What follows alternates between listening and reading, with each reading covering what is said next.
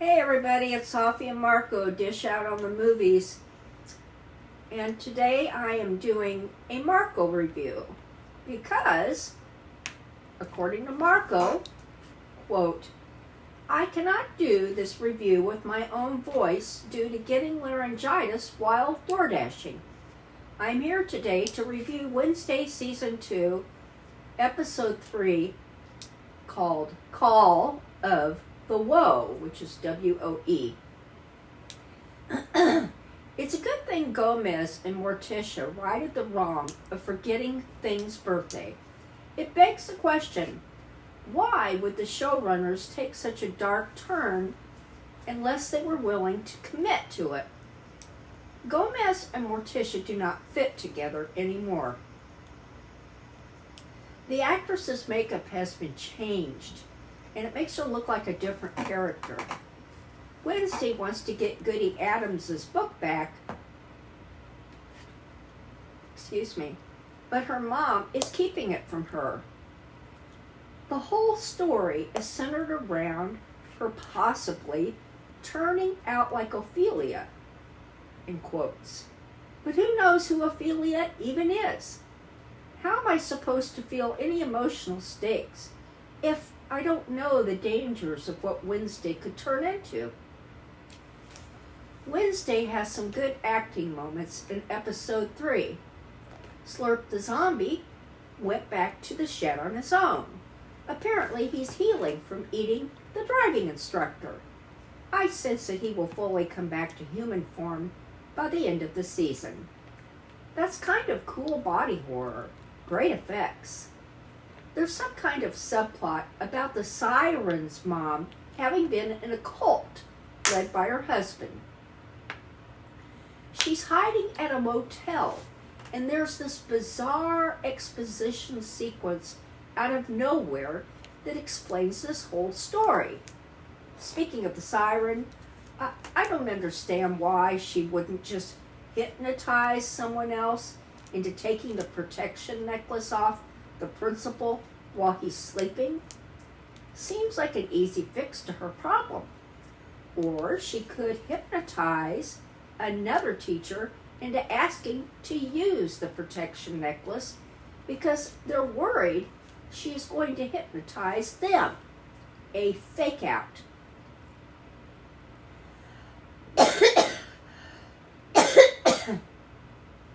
Both situations would be very easy, but won't happen because of plot convenience. Wednesday is now using the stalker to help solve this mystery. At this point, the show feels like a glorified Harry Potter fan fiction. It still doesn't feel like the first season at all. There's a lot of being weird for weird's sake, which is what happens in Tim Burton's bad projects. Season 1 worked because there was a mix of normal and weird. Season 2 is full-on weird in a bad way. So Wednesday and all the other characters are on a camping trip. Pugsley brought Slurp. The camping trip is also scheduled during a full moon. I predict Slurp will break free and kill someone else at camp, and then maybe one of the werewolves will get framed. Oh my God. A normie Boy Scout group double booked with the weird group. They're going to have some convoluted competition to claim the camping ground. This is so cringe. Do they have a quote game quota in episode 3 of every season? Last season in episode 3, they did the rowing competition. It was the worst episode of the season. Why are they doing this? It's like effing Harry Potter and the Goblet of BS. This competition is yet another story element that actually goes against the main characters. We're supposed to sympathize with Wednesday and her group when these Boy Scouts are badass enough to go up against Multiple monsters? They are at a handicap against the monsters and the weirdos, and yet they were trained well enough to fight off some of them. That is cooler than the weird characters. There's a really cringe-worthy moment where Wednesday has Eugene use his bees and some kind of pink gas to attack the scouts. They all have gas masks on, but then take them off and get attacked by bees while lying on the ground. She walks through them without a mask on and says, "It takes more than chemical warfare to bring tears to my eyes."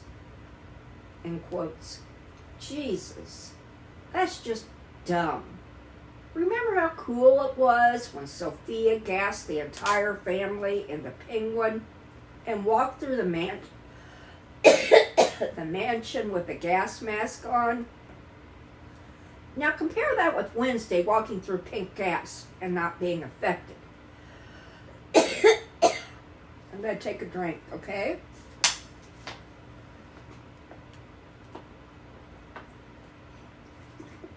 Oh boy. The weirdos win as predicted. But the scouts plan to recapture the camp at night. LOL. WTF is up with that? Also, it is definitely a certainty now that Slurp is going to kill someone. Probably one of the scouts. Oh my God. There's some love triangle BS confrontation in the forest. WTF. Feels like tween BS. Why is this a part of Wednesday?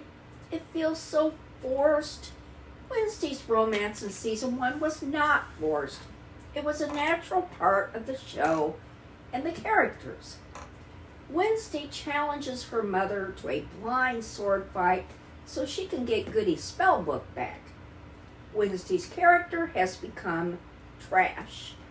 She shouldn't need a stupid magic spell book to solve the mystery of the season.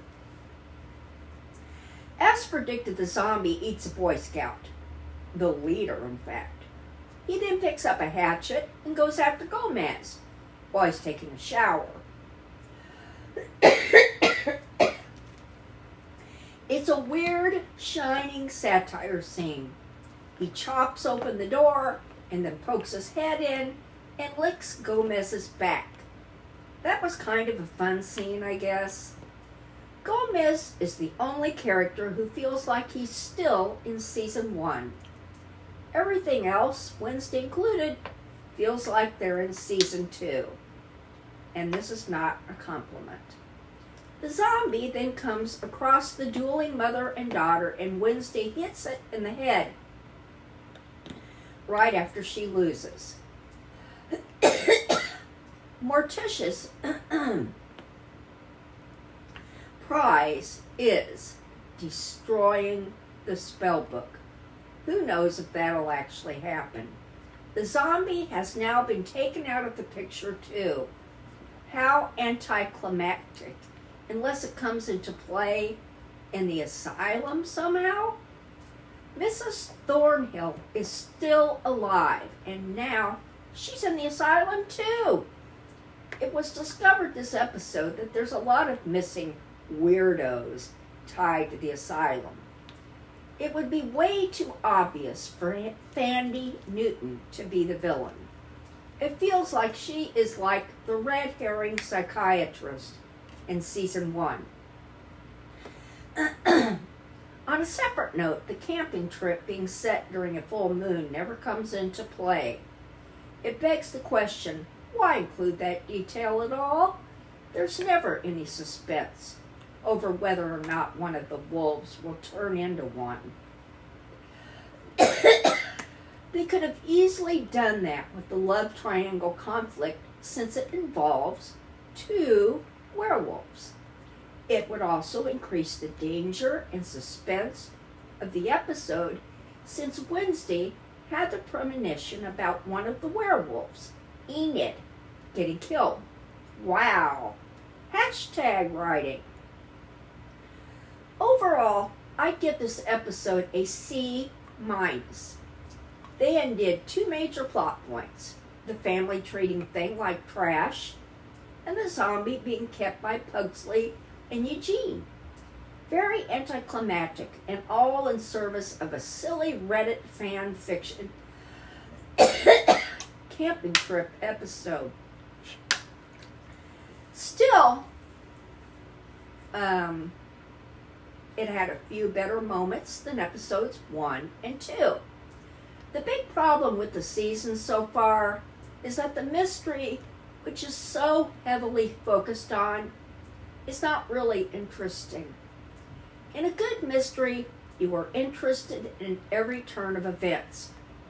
We're following a thread that is straightforward. This mystery is kind of all over the place, with minor developments happening here and there. It begs the question, if the show didn't have the mystery, what would it have? Teen romance crap? Harry Potter crap? SNL skits? Season 1 was more than just a mystery. It felt like a story and a character study. Season 2 does not have that same feeling at all. The feeling I'm getting is the same one I got in Beetlejuice 2. All style over substance. And all the stories keep getting abandoned for other stories before they are allowed to develop and get interesting. So, everybody, there you have it. That is Marco's review of this episode. And if you like this video, give it a thumbs up and add a comment if you've seen, yeah, right, if you've seen this episode or any of the episodes. Do you agree with Marco? And if you have a different opinion, what do you think? Do you think this season is as good as the last one? And don't forget that Marco has a Patreon now. And there's 3 different levels with 3 different payments. One is lesser, and the second one is higher, and the third one is even higher. And the Patreon, or Patreon, whatever, is for Marco is making these movies. He has one, it's completed, and he says it's coming out around Halloween, I guess. And the reason why I don't have surety about it, I mean, I believe him when he says it, but he likes to keep everything on the down low. But I believe it when he says it, so I think you should too. And I'm sure it'll be good. And he also has other projects that he has been working on. And we've been scouting film locations.